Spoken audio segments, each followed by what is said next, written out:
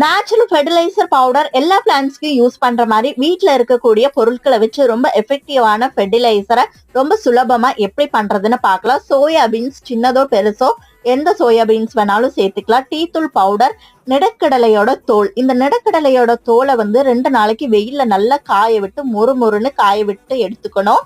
முட்டை தோடு வந்து அதிகமாவே வந்துட்டு இந்த ஃபெர்டிலைசர்ல சேர்த்தோம்னா செடிகள் வந்து சீக்கிரமா பூ பூக்கறக்கும் வளர்றதுக்கும் ரொம்ப யூஸ்ஃபுல்லா இருக்கும். வெங்காயத்தோட தோலும் பூண்டு தோலும் வந்து சேர்த்து நல்லா வெயில்ல வந்து காய விட்டு எடுத்துக்கணும். அதுவும் ஒரு 2 நாளைக்கு. இந்த பொருட்களை எல்லாமே நல்லா காய வச்சு எடுத்ததுக்கு அப்புறமா மிக்ஸி ஜார்ல போட்டு நல்லா பொடியா வந்துட்டு அடிச்சு எடுத்துக்கணும். இந்த ஃபெர்டிலைசரை வந்து நம்ம வச்சிருக்கக்கூடிய பிளான்ட்ஸ்ல வந்துட்டு நல்லா மண்ணை கொத்தி விட்டுட்டு வாரத்துக்கு ஒரு முறை வந்துட்டு இந்த ஃபெர்டிலைசரை வந்துட்டு ஒரு 2 ஸ்பூன்ல இருந்து 3 ஸ்பூன் வரைக்கும் கொடுத்து ஒரு மாசம் ஃபுல்லா வாரத்துக்கு ஒரு வாட்டின்னு கொடுத்து வந்தீங்கன்னா பூ பூக்காத செடி கூடி பூ பூக்கும். இந்த மாதிரி வீடியோஸ்க்கு நம்மளோட சேனல்